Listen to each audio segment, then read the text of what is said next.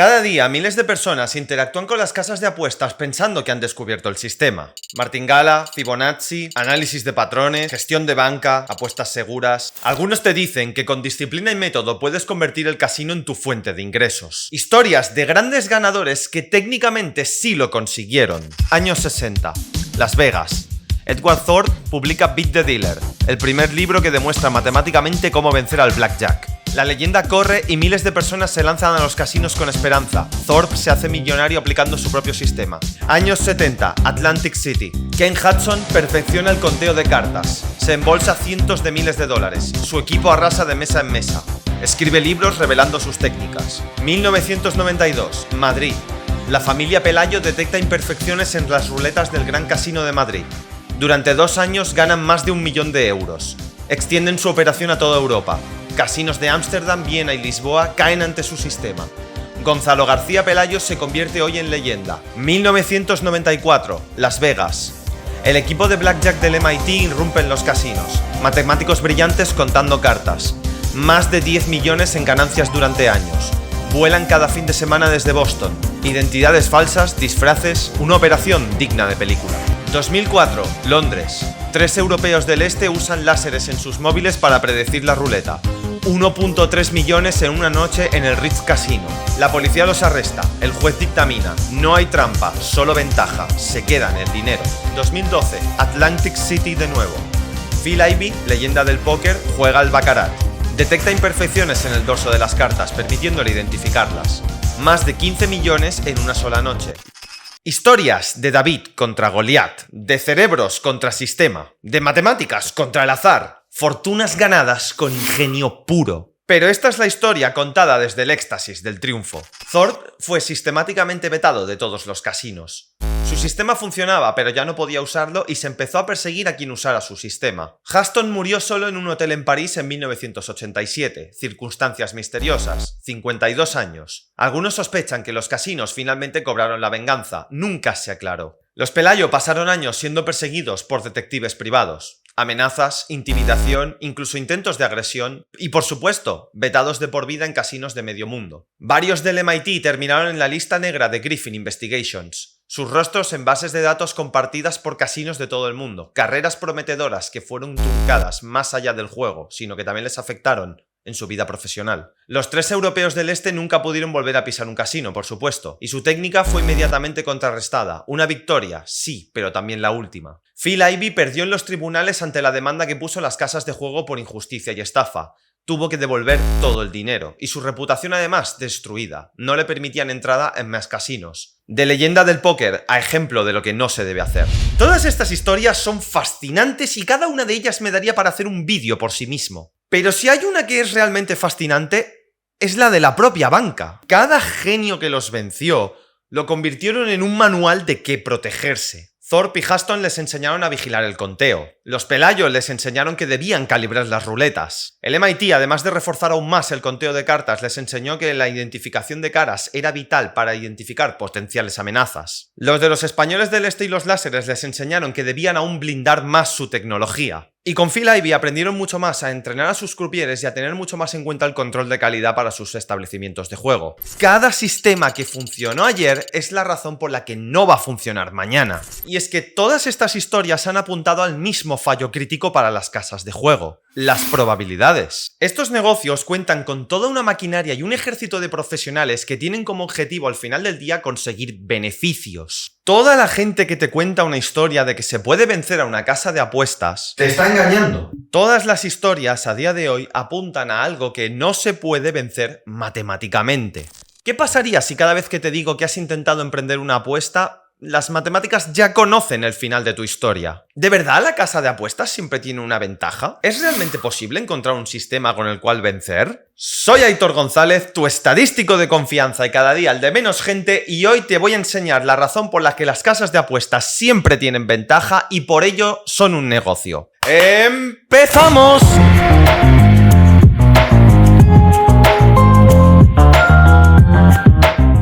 Las apuestas siempre han sido un foco de fascinación única sobre el ser humano. Una tierra prometida, la de la abundancia sin sacrificio. Pero Pero detrás de toda esa adrenalina y emoción hay una serie de definiciones matemáticas de las cuales no se pueden escapar. Son leyes, y el desconocimiento de la ley no te exime de su cumplimiento. Para empezar a entender cómo funcionan las casas de apuestas como negocio, debemos comprender una ley fundamental dentro del mundo de las apuestas. Voy con un ejemplo primero para que nos pongamos en sintonía y luego ya lo desarrollamos con matemáticas, ¿te parece? Apostemos sobre algo. ¿Qué te parece un cara o cruz clásico del canal? La moneda es equiprobable, te lo prometo, es un euro que me han dado aquí en la panadería de aquí abajo. Vale, reglas. La moneda está equilibrada, yo pongo un euro, tú pones un euro, si sale cara me lo quedo yo, si sale cruz te lo quedas tú. Hasta aquí el juego está bien, o sea, podemos usarlo para pasar el rato. Vale, demasiado clásico, vamos a hacerlo un poquito más interesante.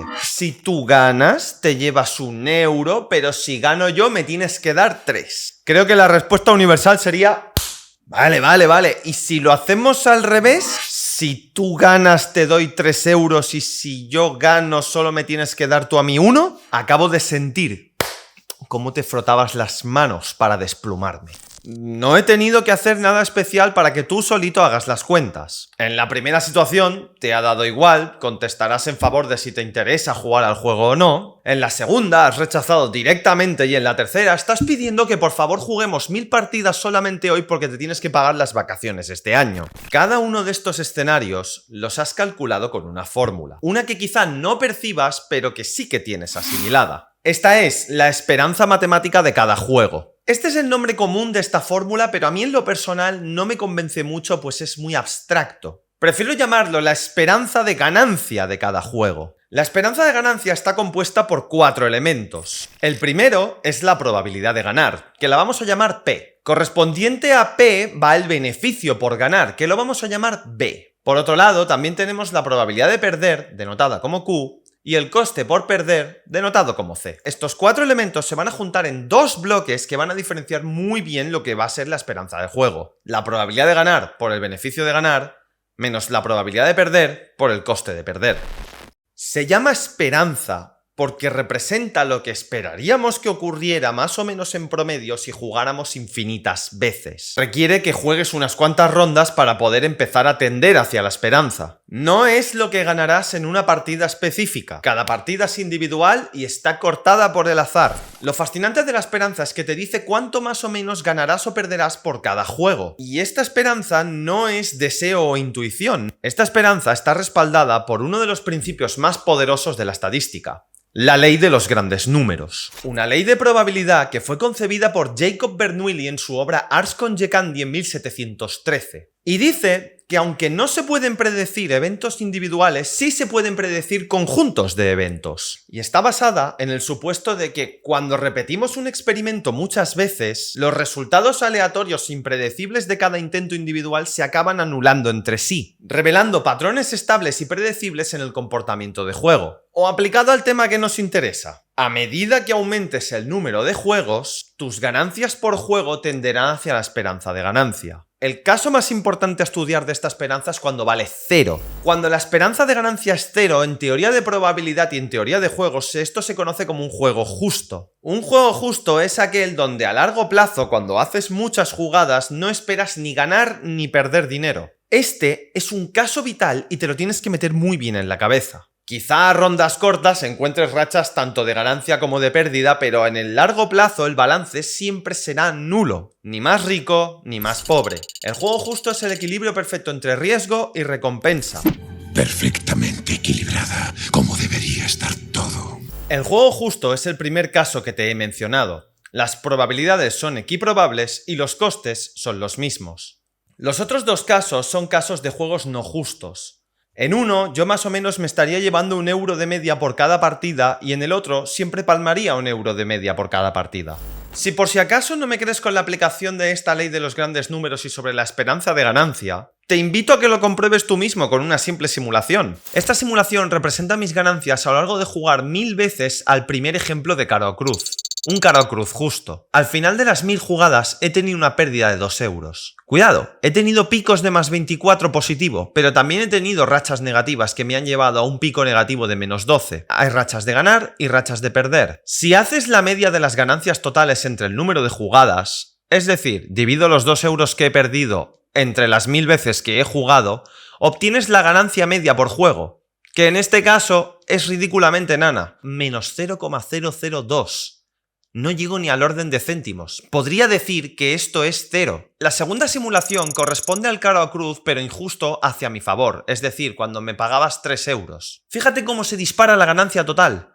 En 1000 jugadas yo habría ganado 972 euros. Eso es una ganancia media de 1 euro por juego. La tercera simulación es un escenario catastrófico para mí. Es decir, los 1060 euros perdidos entre las 1000 partidas me están diciendo que por cada partida yo perdería 1,06 €. Hay márgenes de error, pero como puedes ver, las esperanzas son muy coincidentes con los resultados. ¡Perfecto! Pues con esta pequeña introducción ya puedo entrar en materia de lo que hacen las casas de juego. La conclusión es muy sencilla. Nunca juegas a un juego justo con una casa de apuestas. Repito, nunca juegas a un juego justo con una casa de apuestas.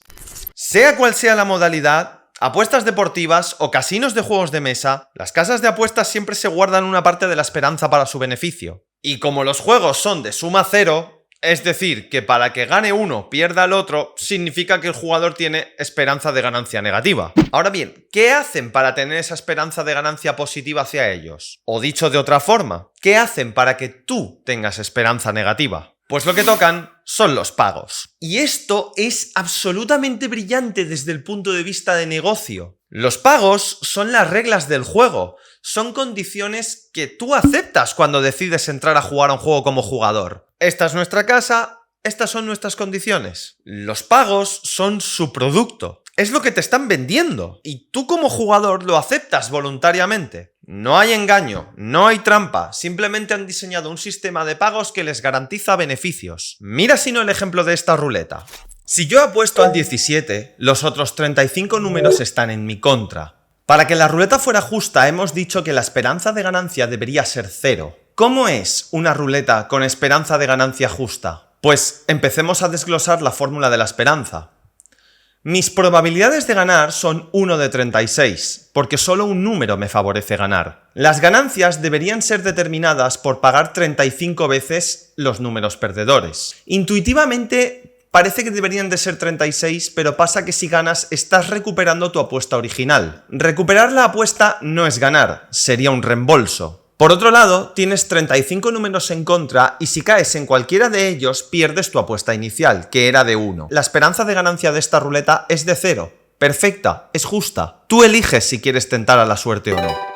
Una vez más, puedes comprobar esto haciendo varias simulaciones como yo he hecho aquí. Te presento 3 simulaciones de tu esperanza de ganancia con 10.000 tiradas con esta configuración descrita. Esta vez han sido 10.000 porque tengo más números entre los cuales apostar, con lo cual hay más varianza y he necesitado más simulaciones para establecer una tendencia clara. Al final de las 3 simulaciones de 10.000 juegos, en las 3 ocasiones la ganancia media está cercana al 0. Y como hemos hecho las 3 simulaciones igual, los resultados son intercambiables, de modo que podemos hacer la media de ellos y agruparlos. Hemos salido a pérdidas, menos 0,009. Pero de nuevo no llegamos ni al orden de céntimos de diferencia. El error de esta simulación es casi mísero. Ahora bien, como ya te he dicho, las casas de apuestas tienen la ventaja a su favor. La ruleta real no tiene 36 números, tiene 37. Y esto es porque existe el 0.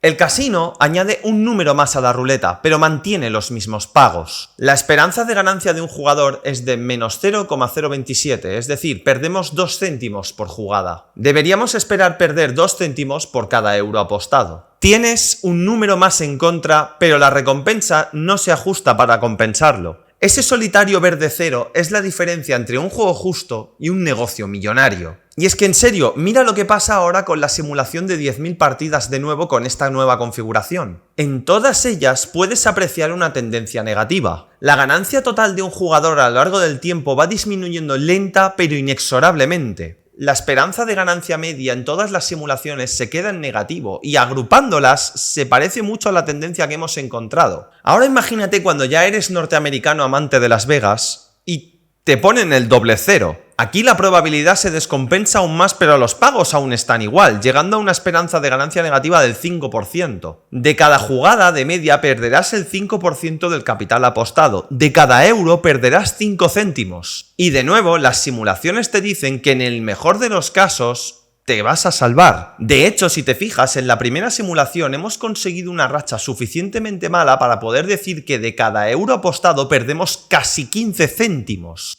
Una vez más, si agrupamos todas las simulaciones, el error esperado es casi nulo, de un 1% respecto a esa esperanza negativa. Es decir, que las simulaciones son el mejor ejemplo para comprobar si una configuración de juego es buena o mala. ¿A qué te ha molado el ejemplo de la ruleta? ¡Suscríbete!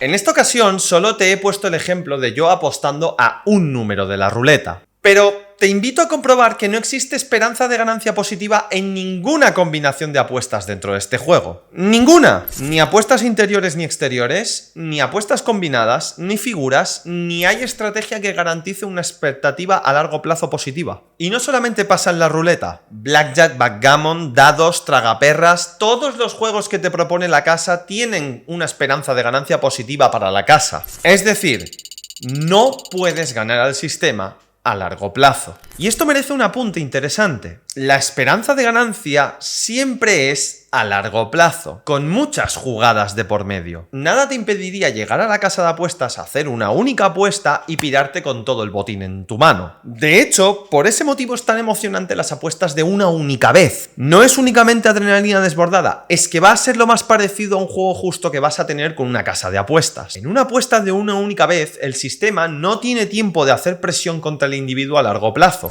Y tú puedes decir, bueno, pues entonces la conclusión lógica es apostar una única vez a la casa de apuestas. A lo que yo te pregunto, ¿de verdad tienes tanta suerte para ganar en una única ocasión? Yo no confiaría mucho en tu suerte viendo que estás viendo este vídeo y no gestionando tus millones. Todas estas conclusiones llevan a una nueva premisa interesante. ¿Por qué las casas de apuestas han decidido hacerlo así? ¿Por qué las casas de apuestas han decidido apostar contra ti a largo plazo? Esta pregunta encierra una de las lecciones de negocio más elegantes que existen. Durante siglos, los aficionados a las apuestas han buscado formas de inclinar la balanza a su favor. Todos los que han estado en el cuadro de honor a principios de este vídeo han intentado crear un arsenal de trucos para vencer el sistema desequilibrándolo. Y ojo, las casas de apuestas no fueron una excepción durante años. De hecho, escuchar que la casa te hace trampas es algo tan extendido que es casi un cliché. Sin embargo, llegó el día en que las casas de apuestas tomaron un camino diferente y a partir de ahí se diferenciaron y se hicieron con el control hasta convertirse en colosos financieros. No tengo muy claro si fue gracias a la intervención de los matemáticos y sus estudios con el juego de azar, pero lo que sí que sé son lo que pasó, son las consecuencias. Y nuestra historia a día de hoy, las casas de apuestas entendieron algo que era fundamental para ellas. No necesitas romper las reglas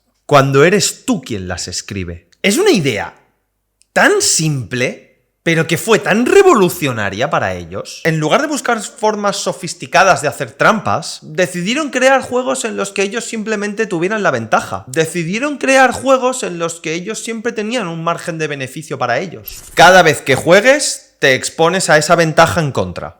Y cuanto más tiempo juegues, más evidente se va a hacer esa ventaja en contra. Es por eso que las casas de apuestas siempre te intentan ofrecer una experiencia de lo más confortable y disociada de la realidad posible. Salas sin ventanas, sin relojes, con suelos horribles llenos de patrones también horribles para que no mires a ningún lugar y te concentres en el juego, o copas gratis de vez en cuando si llevas una racha larga o primera visita. Todo está pensado y diseñado para que te quedes. Es turbio y es fascinante. A ambas partes por igual. Y por si fuera poco, además de la esperanza positiva siempre a favor de ellos, el sistema tiene otras reglas para favorecer aún más fuerte esos beneficios a largo plazo. El caso más evidente que se me ocurre es el de poner límite de apuesta a las mesas de juego. De esta forma no puede venir una sola persona y reventarte la banca en una sola noche. Ni aunque Jeff Bezos se quisiera pelear, por ejemplo, con el Casino de Barcelona, no podría ganar. Aunque el capital de Bezos sea mucho mayor que el del Casino de Barcelona, el límite de apuesta acabaría haciendo que el Casino de Barcelona absorbiera todo el capital de Bezos que quisiera echarle. Bezos tendría que estar jugando miles o millones de partidas para poder apostar todo el capital que él quisiera para desplomar al casino. Y ese elevado número de rondas, debido a que existe el límite de apuesta por mesa, precisamente es lo que quiere la banca, acabaría drenando todas las jugadas a largo plazo. Es un sistema muy cuidado, muy preciso y que tiene en cuenta muchas cosas. Pero sin duda, la parte más brillante de toda esta estrategia es la manipulación de la probabilidad. Y es que la auténtica magia es que no se manipula la probabilidad. La clave siempre son los pagos. Una casa de apuestas siempre va a tocar los pagos. Las probabilidades son el núcleo de juego desde el punto de vista del jugador. Un jugador no puede tocar los pagos, esas son las reglas que él acepta al jugar. Pero sí puede manipular las probabilidades. Esa es la parte del juego que todo el mundo estudia, analiza y buscan patrones al respecto. Voy a plantearlo desde esta premisa. Si la banca puede hacer trampas, su margen de ganancia será aún mayor todavía. Pero, ¿y si es un jugador el que encuentra un desbalance en las probabilidades? Aquí la cosa se va a poner interesante. Partamos de un juego justo de ruleta y mira lo que pasa con las esperanzas de ganancia cuando un jugador tiene unas pocas más probabilidades a favor. Considera el caso en el que un jugador encuentra que su número está ligeramente desbalanceado a favor. Solo una probabilidad de que no sea 1 de 36, sino 1,5 de 36. De repente, su esperanza de ganancia media por juego aumentaría a casi medio euro por partida. Y si consigue doblar las probabilidades de ganar a su número, básicamente estaría ganando 1 euro por partida. Si el jugador encuentra una apertura en las probabilidades, puede reventar la banca. Y tú me puedes recordar que los jugadores intenten hacer trampas es la condición natural. Hablábamos de que a las casas de apuestas no les interesa hacer trampas. Y sigo manteniendo esa premisa. Te voy a dar dos argumentos. El primero, tener a toda una casa de apuestas haciendo trampas es mantener una operación fraudulenta tremendamente ineficiente. Si tu casa de juegos se basa en el fraude, la infraestructura requerida es absurdamente grande. Necesitarías crupieres entrenados en el arte del engaño, dados especiales que pasen inspecciones, ruletas con mecanismos ocultos que pasen también inspecciones, ejércitos de cómplices coordinados, incluso mercenarios para recurrir a la intimidación. Todos y cada uno de estos elementos puede ser un eslabón débil en tu operación. Cada tramposo que contratas es un potencial delator. Cada mecanismo trucado que tengas es una evidencia esperando a ser descubierta. Y en el mejor de los casos eres expuesto legalmente y vas a juicio, o en el peor encuentras a alguien igual de cabrón que tú y te explota la banca. Por no hablar de otras situaciones como que el coste de cada todos estos elementos sería mucho más alto, porque por ejemplo el coste de entrenamiento de un croupier entrenado en el arte de engañar es mucho más alto que simplemente alguien que sepa barajar cartas y tener buena presencia. Es una espiral de ineficiencia. Y el segundo argumento, pudiendo establecer el sistema, ¿para qué vivir como forajido? Las probabilidades físicas del juego deben permanecer intactas, puras, incorruptibles. No es una concesión a la honestidad, es por el bien del negocio. Porque si todo es legal, la persona acepta voluntariamente participar, el sistema puede asegurar que te puede retener en juego el tiempo suficiente para garantizar su beneficio y tiene mecanismos que lo protegen ante las flaquezas del sistema, ¿qué te queda a ti como jugador para ganar algo? Pero es que aún hay un beneficio mucho mayor de ir por la vía completamente legal en este caso. Y es de hecho fundamental para el negocio. Las probabilidades puras e inalterables son tu mejor sistema de seguridad. Si yo conozco y controlo exactamente cuál es la probabilidad matemática de cada resultado, puedo tenerlo más o menos en rango controlado, entonces conozco los límites estadísticos de lo que debería ocurrir. Si sé que tu probabilidad de ganar es del 48,6% y llevas 3 horas jugando con X capital, puedo calcular en qué rango deberían estar tus ganancias. La estadística te dice que habrá variaciones, hay rachas buenas y malas, ya lo he dicho, pero créeme si te digo que pueden definir con absolutamente perfección en qué rango deberías estar ganando o perdiendo. Y ahí créeme que distinguen también muy bien quién está ganando de pura casualidad de quién está ganando usando un sistema fraudulento. Tener unas probabilidades puras es el mejor detector de anomalías dentro de tu mismo juego. Por eso las casas de apuestas contratan a miles de tipos como yo, matemáticos, estadísticos, analistas, precisamente para asegurarse de que no necesitan hacer trampa y de que todo está según las reglas de juego estándar y honestas. Nuestro trabajo es garantizar que las probabilidades son justas y los pagos son calculados para mantener el margen necesario para la casa. Nos debemos asegurar de que los dados sean honestos, de que las ruletas giren sin favorecer ningún tipo de número, de que las cartas sean barajadas jugadas garantizando aleatoriedad. Y si tienes dudas, te hago la siguiente pregunta y déjamela en comentarios a ver qué te parece. ¿Qué es más eficiente? ¿Pagar a un estadístico o sobornar a un inspector? Pero ¿sabes lo que no es un fraude? Tu amor en los comentarios, así que déjame un comentario o técnicamente estás siendo fraudulento. Y podrías decir, bueno, Aitor, pero hasta ahora solo hemos hablado de juegos donde la casa controla todos los elementos. Ruleta, dados, cartas... Juegos contenidos, juegos donde la probabilidad son leyes físicas inmutables. ¿Qué pasa cuando el juego escapa dentro de las 4 paredes del casino? ¿Qué me dices de las apuestas deportivas? Pues te puedo decir que las apuestas deportivas enfrentan un desafío completamente diferente pero con el mismo objetivo. Tú no puedes controlar si Messi va a tener un buen día o no, si va a llover durante un partido o no, o si el árbitro va a tomar una decisión controvertida en el minuto 90 o no. Técnicamente te doy la razón. El juego ya no ocurre en su mesa. El juego está pasando en un estadio posiblemente a miles de kilómetros de la sede de la empresa de la casa de juegos, con 22 jugadores con sus propias motivaciones, lesiones y estados de ánimo.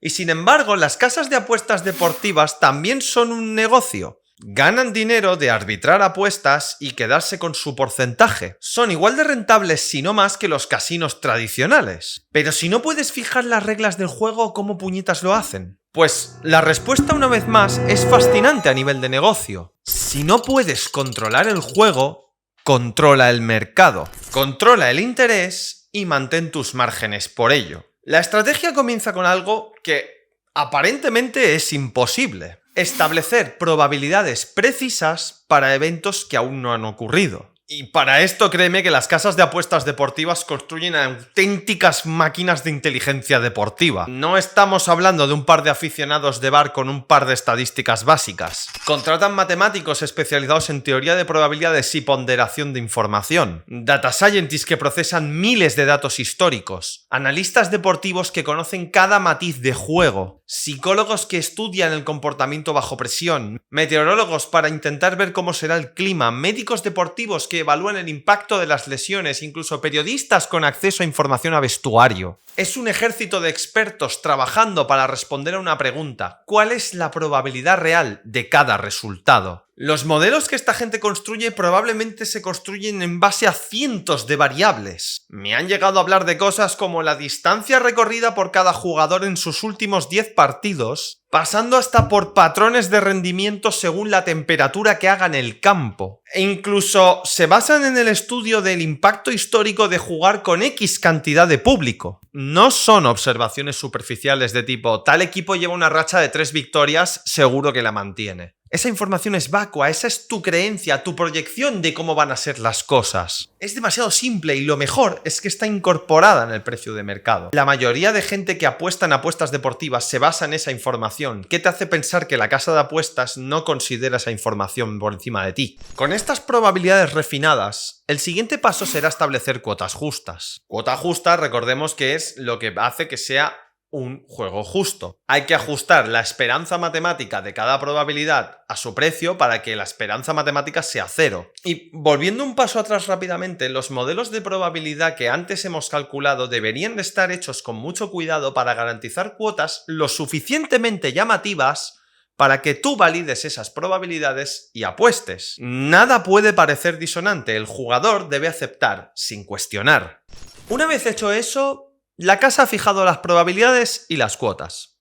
¿Cómo consigue su parte de beneficio? Pues es tan sencillo como tomar las cuotas y rebajarlas. Así sin más. De repente, toda la esperanza de ganancia de los jugadores se vuelve negativa. Ya ha aparecido la desventaja matemática. Con eso se aseguran de que la casa de apuestas mantiene su margen, da igual qué apuestas lleven a cabo. De hecho, para entenderlo mejor y resumirlo, te pongo un ejemplo. Considera un partido de fútbol local contra visitante. Para comenzar con todo el proceso, la casa de apuestas debería comenzar por establecer las probabilidades de cada una de las partes. Aplicando toda su inteligencia deportiva, llega a la conclusión de que la probabilidad de ganar de local es del 45%, la probabilidad de ganar del visitante es un 25% y la probabilidad de empate es un 30%.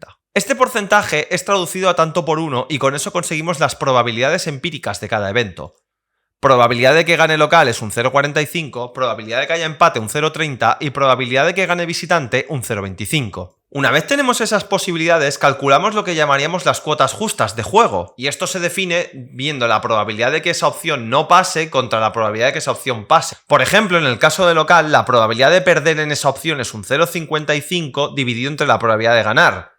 Y esto nos lleva a 1,2222. En el caso de empate sería la probabilidad de no empatar, que sería 0,70 dividido entre la probabilidad de empatar, y eso nos llevaría a que empate se paga a 2,33. Y finalmente, en el caso de visitantes, sería la probabilidad de que no gane el visitante, que sería un 0,75 dividido entre la probabilidad de que gane un visitante, y en este caso sería 0,25, lo cual llevaría a que la cuota se pagara a 3. Estas serían las cuotas que garantizan un juego justo.